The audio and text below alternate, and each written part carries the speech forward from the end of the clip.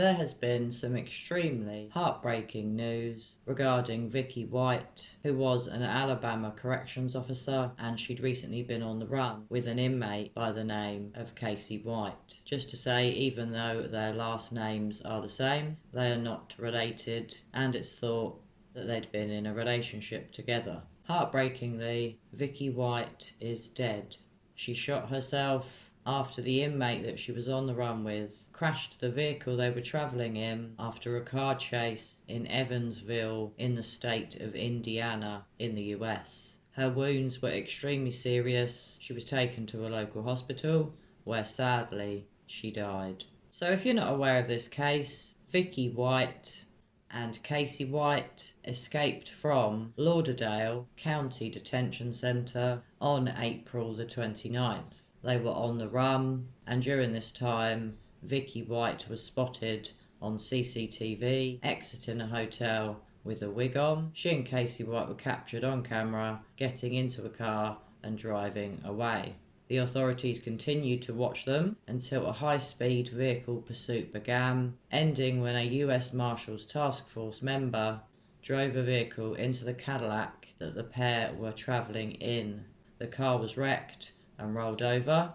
Caseywhite was driving the car, according to the US Marshals, though there had been reports earlier that Vicky White was the driver. Officers were able to remove the inmate from the wrecked car, but Vicky White was pinned inside the vehicle with a gunshot wound to her head. Caseywhite allegedly told the officers to help his wife, who had shot herself in the head, and told them he didn't do it. This is so heartbreaking. What a tragic end to such a crazy thing that Vicky did. My heart goes out to Vicky and to her family. I know what she did was wrong, but she did not deserve to end up dead.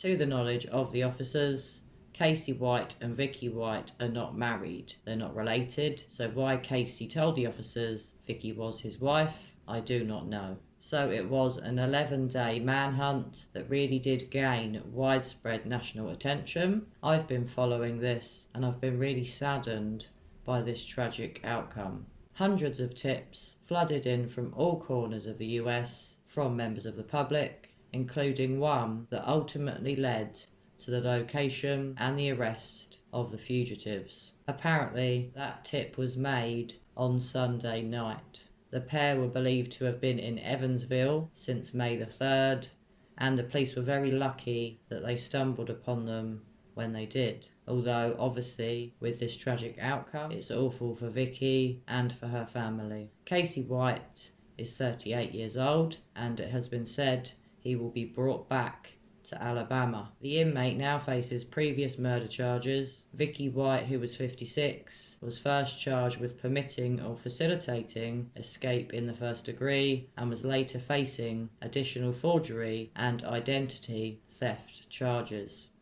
Apparently, Casey will now be in a cell by himself. He will stay in handcuffs and shackles whilst he's in that cell, and the police have said he is not going to get out of the jail again. They can assure us of that. Let's hope not. Let's hope he's locked up for a very long time. So just in case you're not aware, Caseywhite, before he escaped with Vicky, stood accused of killing a woman called Connie Ridgway, who was 59 years old. Casey admitted to her murder in 2020, confessing that he killed Connie in 2015. He pleaded not guilty by reason of insanity and was brought to the Lauderdale County's Detention Centre to attend court hearings in the case. And it was there that Casey came into contact with Vicky White, who was working as the Assistant Director of Corrections for Lauderdale County. Casey's criminal past is extremely shocking and very disturbing. He is a murder defendant that was already serving 75 years. Yes, that is right. I did just say he was already serving 75 years for other offences when he admitted to this murder that he carried out in 2015. It's alleged that Casey beat his brother in the face and head with an axe sledgehammer handle, landing him in prison in 2012 for more than 3 years. Then in 2015, Casey carried out a crime spree, including a home invasion, a carjacking, and a police chase. So Casey, it would appear, has been in numerous police chases in his life. In March 2016, Casey was indicted on 15 counts and was ultimately convicted on 7 of those counts, which included attempted murder and robbery, according to Alabama records. And as I said, he had been serving a 75-year sentence on those charges. Also, allegedly, in 2015, Casey threatened to kill his ex-girlfriend and her sister, and he also claimed that the police wanted to kill him. So this guy is clearly not all there. He's unhinged. He seems like a very nasty piece of work, and I really hope he doesn't ever escape from jail or prison again, and I hope he's locked up for the rest of his life. And if he got a good hiding in jail or prison, that wouldn't be such a bad thing. The escape appeared to be extremely well planned and calculated. A lot of prep went into it. They had plenty of resources, lots of cash, plenty of vehicles. It would seem they had everything they needed to pull it off, and that's what's made the last week and a half so challenging. US Marshals did release photos of what they believe was Casey caught on CCTV at an Evansville car wash. It was the first time since the escape that he was reportedly seen, but interestingly, Vicky White was not seen in the images. Investigators were notified that a 2006 Ford F-150 had been discovered at a car wash in Evansville, about 175 miles north of Williamson County, Tennessee, where the 2007 Ford Edge that the pair had been travelling in had been discovered abandoned. The owner provided the images from a security camera. Marshals then went to Indiana to follow up on the tip. A reward of up to $15,000 was offered for info leading to Casey White's capture, and $10,000 for info leading to Vicky White's capture. Tragically, before she died, Vicky White was facing new forgery and identity theft charges in Alabama. This was in addition to the charge of permitting or facilitating escape in the first degree that was filed last week. The new charges were announced and stemmed from the officer using an alias to purchase the vehicle used in the escape, which was a 2007 Ford Edge. So just as a quick rundown of what happened on the day of the escape on April 29th.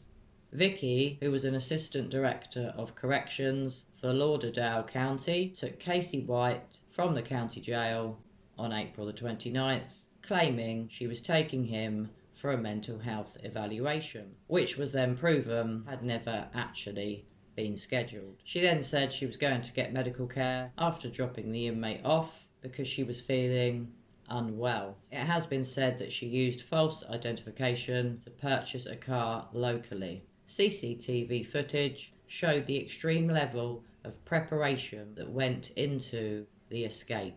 Footage of Vicky was found where she was shopping for men's clothes at a department store and at an adult store, adding that she obviously had a change of clothes for the inmate. That just says it was obviously planned and calculated. There was also CCTV footage showing Vicky White at a Quality Inn in Florence, where she stayed the night before the escape more than a week ago. The patrol car that Vicky and Casey took from the jail was found abandoned in a shopping centre parking lot. Vicky White's jail keys, radio and handcuffs were found inside. Authorities believe that Vicky and Casey then left in a different vehicle, Vicky White's 2007 Ford SUV that Vicky had parked in the parking lot the night before. The vehicle was spotted on May the 6th at a Tennessee tow lot. The car had been abandoned in the woods without any identifying information on the same day that the pair escaped,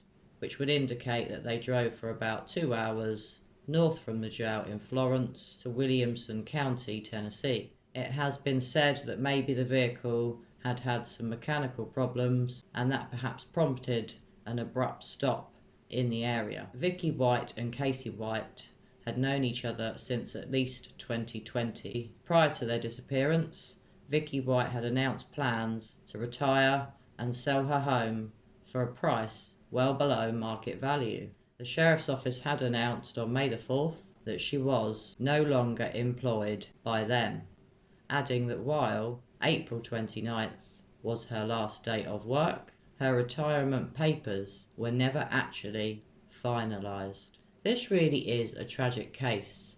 I feel so sorry for Vicky. She clearly got hoodwinked by a psychopath inmate who heartbreakingly convinced Vicky that helping him to escape was a good idea. Perhaps she thought they'd drive off into the sunset and it would be a real big love story. Sadly for Vicky, it wasn't to be the fairy tale love story that I believe she was hoping for. It ended with Vicky dead. My heart really does go out to Vicky White and to all of her family and friends. So guys, please let me know, have you been following this case? Because I have, and I'm really upset by the outcome. I really do feel bad for Vicky. I know she shouldn't have done what she did, but in my opinion, she definitely did not deserve to end up dead. I know she did it to herself, but it really is a very heartbreaking outcome.